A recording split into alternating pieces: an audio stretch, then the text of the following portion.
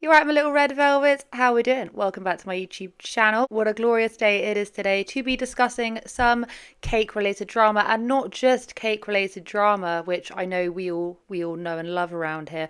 Wedding cake drama. And she immediately goes, "Actually, I'm not comfortable having your desserts on the premises at all."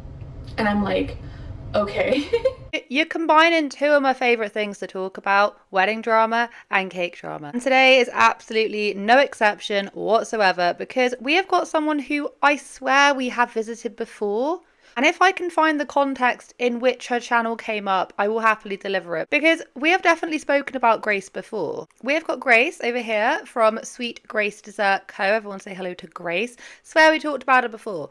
Anyway, regardless, she has come back and she has been blessing us with this crazy issue that she had between the venue and then obviously the clients who were paying her for this cake to supply to the venue. There was a whole issue. Turns out Grace is pretty damn certain that this venue did not have insurance. We're trying to hold her 100% liable for anything that happened during the cake cutting episode, despite her not actually being on the premises. And Grace basically played a Scooby-Doo on this venue and started investigating exactly what was in these contracts. And if it wasn't for Grace standing up and saying, hey, this isn't right, none of this would have been solved. She's like the cake version of a knight in shining armor. And I do this at the beginning of most of my cake related videos. I just had to run all the way downstairs and get this because I usually share the type of pastry, biscuit or cake that I'm eating when we're discussing cake talk. And today it is a pecan plat. Pecan plate. Basically it looks a bit like this and it's got pecans on it. Really quite sure if you say it plate or plat, but pecan, I call it a pecan plat. If there's anything I love more than cakes, it's cake drama. But unfortunately, I cannot just survive off of cakes and cake drama, although that would mean that I would have to spend a hell of a lot of time planning and researching and knowing exactly what I want to cook every single week. It'd be amazing if there was a service that did all of that, picked, planned, shopped, delivered straight to your door. Well, look no further than today's sponsor, HelloFresh. HelloFresh makes it super easy for you to have hassle-free, better for you home-cooked meals, which I am a massive fan of, as it is me with my two kids. And yeah, sometimes it can be a little bit testing and trying to make sure that those recipes are hassle-free and nutritious. And with so many diverse meal options, you're never going to get that feeling of missing out. There are nutritious choices, so you can customize your meals with healthy modifications, including lettuce wraps, double veggies, or health preference based, such as calorie smart, protein smart. They also have some meal options for quick and easy meals as well. There are other options such as 15-minute meals, prep and bake, and 3-minute heat and eat ready-made meals, which I am a super big fan of. And the options that they give means that you're never going to get bored of it, and it saves a lot of time in the kitchen. And when you are a busy mum of two and you've got to get back home and then you've got to run back out to take them swimming and run to different activities, it really is a great option just to have everything that you need sent to you to be able to do these quick and easy meals that are really good for your family. You're not having to worry about it. It does give me really good peace of mind and doesn't give me that mum guilt of just knowing that there is something quick and healthy for them to eat. HelloFresh also uses high quality ingredients including seasonal, fresh produce and proteins that travel from farm to doorstep, which once again is giving me peace of mind that the food that I'm serving my family is up to scratch. I love cooking, but I don't always love the organizational element to it. But from the comfort of my own home with the HelloFresh app, me and my family are able to enjoy flavorful, comforting, familiar meals, which are not only satisfying for my family, but then also satisfying for my wallet, which is a major win-win. And with the organizational element as well, the one thing that really is a little bit stressful for me when I'm ultra busy, as I'm sure a lot of you guys can relate,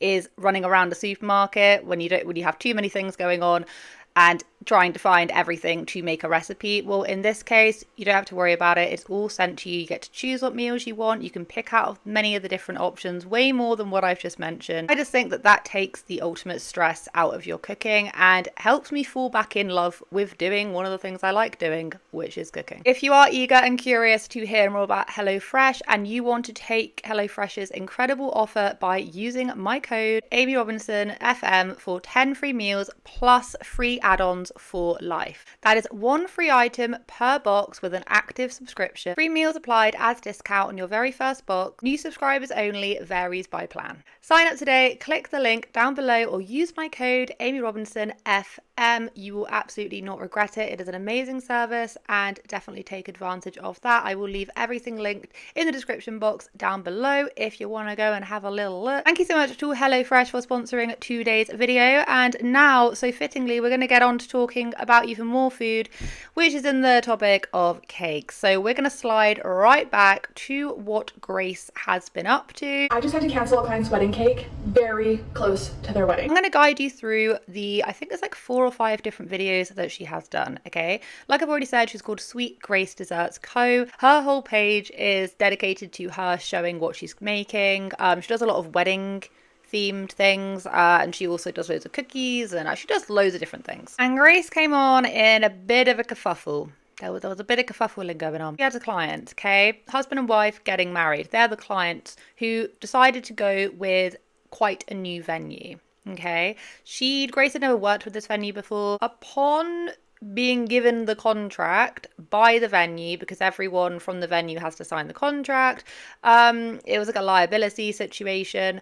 She started reading through it and she quickly learned that the venue wanted to essentially hold her 100% accountable for anything that goes wrong with this cake, whether it's affected the cake or other people, before or during the cake cutting. Now bear this in mind, she is not on the premises for this cake cutting.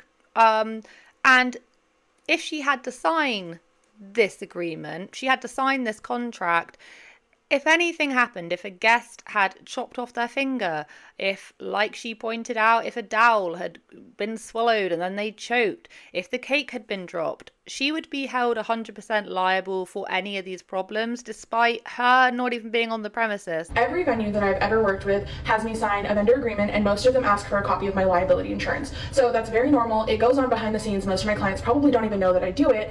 Venue has in their vendor agreement that it's 100% of the liability for anything that happens to the cake, the guests, the caterers, or the staff of the venue during cake cutting, serving, and eating time. The baker assumes 100% liability for anything that happens. Mind you, I am not on the premises for the cake cutting and serving at all whatsoever. This might sound like no big deal to you, and probably it would have been no big deal. It is not probable that anything is going to happen during cake cutting or eating or serving time. It is possible though, and that's what gave me pause. In the back of my mind, I'm like, okay, worst case scenario. A caterer cuts themselves with the knife when they're slicing my cake. A caterer drops the cake. I have to refund. A caterer serves a piece of cake to a guest that has a dowel in it, and the guest chokes on the dowel. I'm in really big trouble. And I've now signed an agreement assuming 100% liability for something that is I'm not doing, number one, and it's occurring when I'm not even going to be on the premises at all. My liability policy covers $1 million, but I don't ever want to have to use it. It would put me out of business in a heartbeat. I emailed the venue manager and I'm like, hi, I know you guys are a newer venue. I'm not comfortable signing this liability or this venue agreement. If you would just take that portion of this venue agreement out, I'm happy to sign it and get it back to you along with a copy of my liability insurance. I'm just thinking that unless the cake was off, as in food poisoning off, why are we holding her accountable? It doesn't make any sense. I smell insurance problems. As we've now recently discovered, there's a bit of an issue with the contract, and Grace was like, I'm not gonna sign this. So she then told them this, and the venue turned around and they said, well, you're not going to be able to hand over the cake on the premises. You'll have to find another way of getting your cakes here on like a little chariot or something. You're going to have to figure out transportation for your cake. It was drafted in line with all of the other surrounding venues agreements, and this is is the agreement. If you're not willing to sign it, you're not welcome on the premises. You need to find another way to get these desserts here. And I'm like, okay. So I call my client and I'm like, I'm so sorry. I know it's really close to your wedding. Tell her everything I've just told you. And she's like, no, I would never sign that. Like, I'm in the business of liability. And I was like, oh, thank God. Like, thank God. Thank God you're not mad at me. And I'm like, I feel like I may be being a little dramatic. And she's like, no, I would never sign that. I would never advise my clients to sign that. And she was like, well, how about we'll just pick it up and we'll take it to the venue and then this won't be a problem. I normally don't let my clients pick up and deliver, or take to their own wedding, but we're at this, like, we don't have another choice. I'm like, okay, I'm gonna refund you the delivery and setup fee, and like, we're just gonna make this work for your wedding. And she's like, okay. She's so appreciative, and she's like, I am gonna call the venue because for how much money I'm paying, this is ridiculous. She tells me how much money she paid, and I'm like, oh, this is ridiculous. They've paid handsomely to get married at this venue, so the fact that this is a problem that's arising so close to their wedding is just it's crazy. So anyway, we get it sorted out. I refund her the delivery and setup fee. It's not ideal, but it's gonna work. Shortly after, I'm assuming she calls, shortly after I get a phone call from a venue manager, and it's the manager of this venue. No idea how she got my number. She is being kind but very firm. I'm also being kind and very firm. We're going around in circles about how I'm not going to assume liability for this, and how she's not going to take it out of the vendor agreement. It's just how it is. And we're just going around in circles. And we get to this point in this conversation where I'm like, listen, ma'am, like, I understand your position fully. I have no intent on changing what I've already told you, changing my mind and signing this agreement. And you advised me to come up with a workaround to get my desserts to your venue. I did. Everything settled with the client. And she immediately goes, actually, I'm not comfortable having your desserts on the premises at all. And I'm like, okay. Well, my client's already paid in full. Her wedding is very, very, very close. I came up with a workaround, like, and she's like, nope, we have the right to refuse vendors on our premises. And, I'm just not comfortable because you won't provide a copy of your liability insurance. And I'm just like, okay. And then she's like, you can sign the agreement or your desserts aren't allowed on the premises. And I was like, all right. So I called my client back and I'm like, listen, I'm so sorry. I don't see another way around this, short of lying. And I was like, but I don't think that that's something you want to deal with on your wedding day, is that she, like, investigates the desserts. And, I just don't think that's something you want to deal with. And I was like, and she just starts crying. And she's like, we don't have money for another cake. I know, like, this isn't your fault, so you shouldn't refund. And I was like, no, I'm refunding in full. Like, I'm already processing it. I'm just so sorry. I don't know how you're going to find someone new so close to your wedding. And she's like, this isn't your fault, like, this is the venue's fault. So not only did she have a massive issue with Grace with the transportation of the cake, she just flat out said, I will not allow your cake on this premises. The fact that the venue has that much power where the bride and groom can't even talk to them and tell them, hey, cut it out. I mean, granted, I've never been married before, right? I've never walked that aisle, so I don't fully understand. But it's the couple's wedding, and for some bizarre reason, they were still not even listening to the couple. As we already know, the wife works in libel, and the husband is actually a lawyer, which is going to help them massively in trying to undo this whole mess. Yeah, and other people are agreeing. This sounds like a lawsuit for the bride against the venue. You can't dictate who does a couple's wedding cake. You'd be liable for anything past making and providing of the cake. Technically, you're no longer a vendor. She's picking up the cake and bringing it herself. That's the same thing as getting a Sam's Club cake and trying to make them sign a liability agreement. Name the venue. They ruined this bride's day, and I'm sure they will ruin other brides' days as well. If the bride goes to Walmart and buys a wedding cake and cuts and eats it at the venue, is that venue going to ring Walmart and demand they sign a liability agreement? No. So why should you? It's ridiculous. I'm sure a lot of you think of it as well. Just insurance. They haven't got insurance. And funnily enough, when Grace goes and persists and she asks the wife for a copy of the vendor agreement and turns out that all the other vendors had signed this agreement, and some of them were actually worse than the cake. I did ask the bride's permission if she could give me a copy of the vendor list for her wedding. I will say that I'm not just completely not protecting people, because I know that the venue manager did mention that everybody else didn't have a problem signing it. So I asked for the vendor list from the bride, and I read through the venue's agreement, and I highlighted all of the vendors where there's like some crazy liability stipulation in the agreement.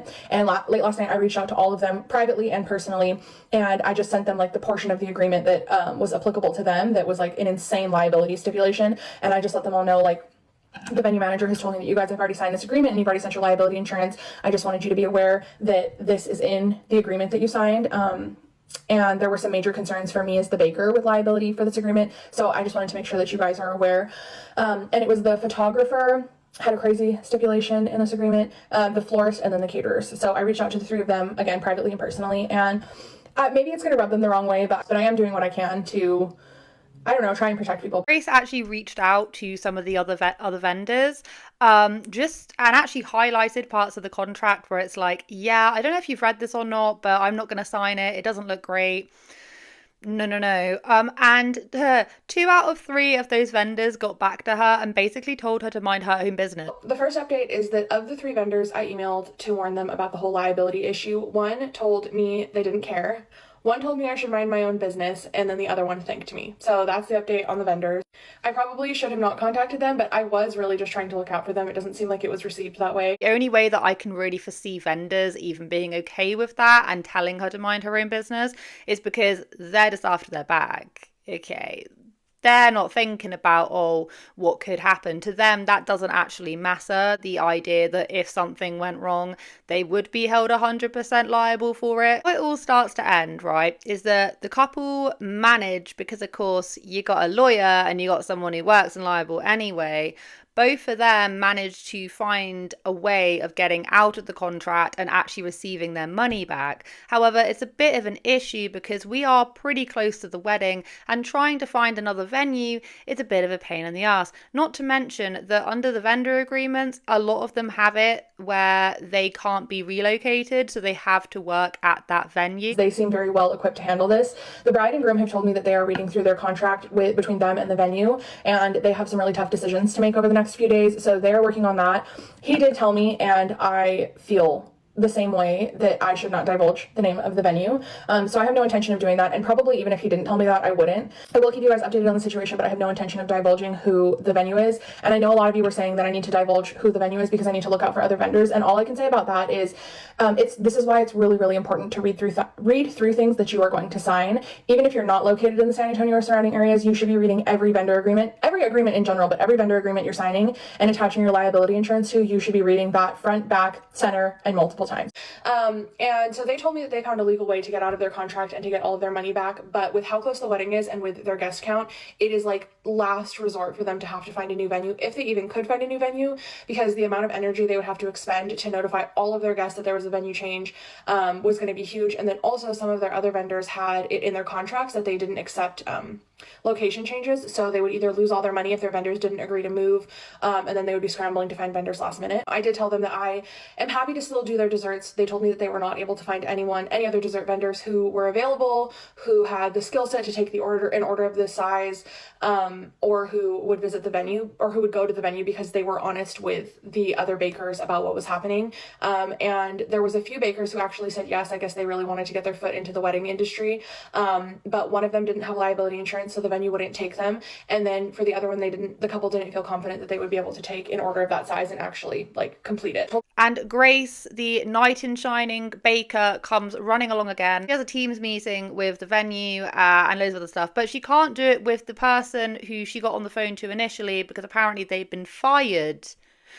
over this whole entire thing because they'd actually been thrown underneath the bus by everyone else. And in this meeting, the venue are basically begging the bride and the groom and all of that, please have your wedding with us, even though the couple were literally going to pull out and get their money back and potentially sacrifice their whole entire wedding because the venue were this awful. Grace put loads of stipulations down, and she was like, I want you to rewrite this contract. I want you to send out this contract to all the new vendors, have them sign it, scrap the old one. Something else was in there. She was basically saying I want an apology from the original person who basically told her swivel, no, we don't want your cake on the premises.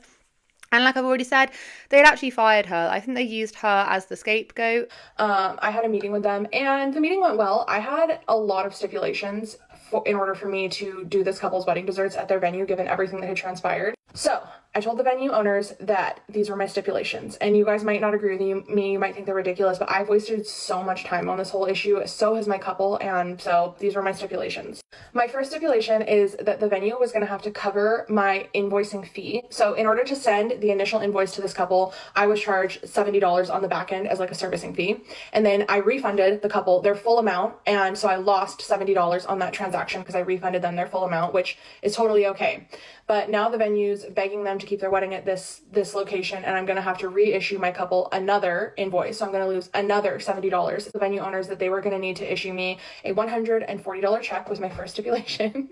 The next thing that I told them is that they were going to need to completely revise their whole venue vendor agreement. It was going to need a complete revision for every single vendor, and I was not going to sign it until that revision happened and until I was completely comfortable with my portion of it, but that I also wanted the whole thing to be revised. I asked that any staff members who are interacting with on the vendor side of things needed to be retrained.